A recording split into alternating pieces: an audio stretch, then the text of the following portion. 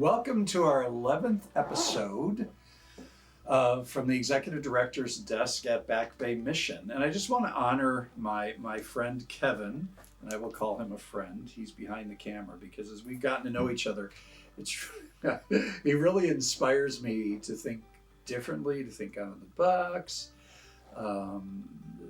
It gives me a free space for me as an executive director to say some things that maybe I wouldn't just put out in the world. So I really appreciate Kevin and the way that he kind of helps me sort out a lot of my ideas and thoughts, right? Because though I may be a man now of a certain age, we continue to grow, we continue to expand, we continue to learn. And today I want to share another concept with you. And I've been getting quite a bit of feedback from folks verbally and some of it online or emails or phone calls that you've really appreciated these spots. Now, last week I was told by some of my folks back in Phoenix who are keeping abreast of what we're doing here. They said it kind of sounded a bit like one of your sermons, and I don't want to slip into sermonizing. That's not my goal, but I think it's because I talked about kind of, I guess, really re-understanding or reimagining God. Today, I want to talk about equality and equity.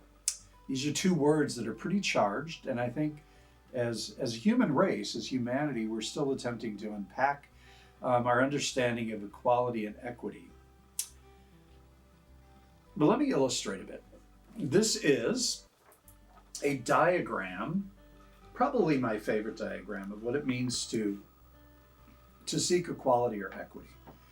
And if you notice here, there's equality. They're all standing on the same size platform, right? But some of them, because they're height challenged, aren't able to reach the fruit, so they don't have access to it. And equity gives everybody the same opportunity to pick from the same tree. Does that make sense? So there's equality, but then there's equity, which giving people opportunities. And I want you to think about that a little bit today. And I'm going to talk about some of our programs here at Back Bay Mission. Because here at Back Bay Mission, we're not really just about equality, but we're about equity. I think about our home at last, and you've probably seen Sarah on some of our videos sharing about homeless folks, about people experiencing homelessness. So we'd like to reframe that. People are unsheltered. She does outreach. We saw her and myself kind of walking through the tent areas. But Sarah is somebody that really works for equity and realizes that not all of us have the same advantages, right? Or have the same opportunities to thrive and not just survive. Kirsten, who works at the day center as a case manager and who greets people who come into the drop-in center, the Micah Day Center, who are experiencing homelessness or unsheltered or are living in poverty and kind of need more than a handout, but a hand up. She realizes, I think, that there's so much inequality, but she's really working for equity so that we all have the same opportunities. Lucy and Deborah at the Micah Day Center. Lucy has recently retired, and we honor Lucy for her years of service here at Back Bay as she greeted individuals, unsheltered guests who came into the Micah Day Center, who simply needed a shower, needed to possibly use the washers and dryers and access the clothing closet, just so they could have at least a bit of equity, right? Be starting from the same place. Here in our administration building, which I'm currently in, is Judy and Elizabeth work with rental assistants, their case managers. Kiona, who works with emergency assistants, really helping people to not just be equal, but have that same place where we start from that place of equity.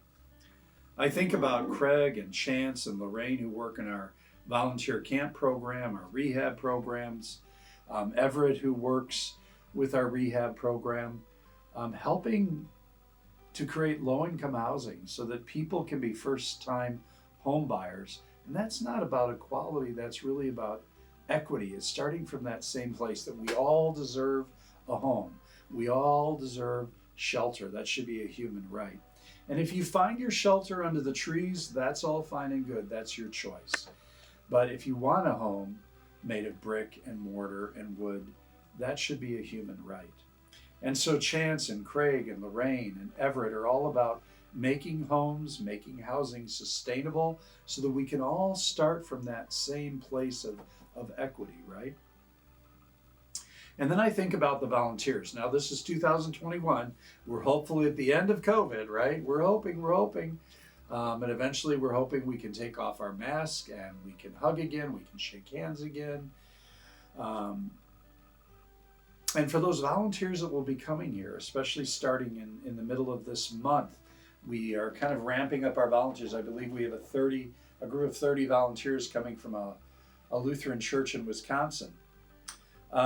Those volunteers, we will help them understand in their experience here at Back Bay Mission for the week that they're here, the difference between equality and equity. Equality versus equity. That equity is fairness, that equality is sameness, right?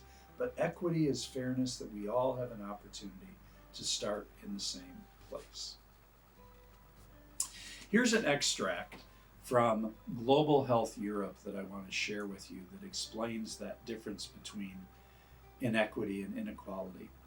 It says these terms are sometimes confused, but they're not interchangeable. Inequity refers to unfair, avoidable differences arising from poor governance, corruption, or cultural exclusion, while inequality simply refers to the uneven distribution of health resources or wealth or food as a result of genetic or other factors or a lack of resources. Did you catch that? Inequity refers to unfair, avoidable differences arising from poor governance, corruption, or cultural exclusion. Everett and I were talking here, and Everett is a man of color of a certain age, around my age, and we were talking about black mothers and white mothers, and that black mothers tell their especially male children to avoid police officers, whereas white mothers will tell their white baby boys, you know, if you've got a problem, find a police officer. There's a difference, right? A cultural difference from governance, from corruption, from cultural exclusion that creates inequality, and that's inequity. It's interesting here moving to the coast of Mississippi and hearing all the amazing stories and history that make up the coast, especially it being a huge place for seafood, right? And the seafood industry kind of goes in waves. There's times when oystering is really good, and there's times when shrimping is really good, and if there's an oil spill, oysters and shrimp somewhat disappear from the coast because they can't survive. But what's interesting, and what I found out, that here on the coast, there's a certain sense of equality, but the equity, the opportunities, and the chances to really live into your true self sometimes are limiting, as they are everywhere. But especially in where we're at here in Back Bay Mission, we're in what's called East Biloxi, and I'm a part of an East Biloxi collaborative. And the East Biloxi collaborative is really seeking to better the opportunities so there's more equity here in East Biloxi. Because what they found is East Biloxi is one of the most kind of impoverished parts of kind of the coastal area here. And in fact, actually Biloxi itself is somewhat challenging.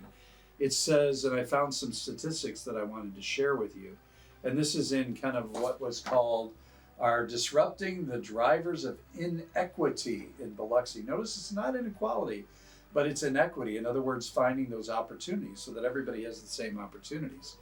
And it says residents of color throughout Mississippi face poor economic outcomes across a number of indicators. For example, this was rather shocking to me. It said 43% of black children across the state live in high poverty neighborhoods. This concentration of vulnerable households is no accident, but it reflects the cumulative impact of racial discrimination lending patterns that are limited where families of colors could live, and the effects of rampant and documented racism and vigilantism. And that's historical, right? That goes way back years, but that continues to persist in cultures throughout our country.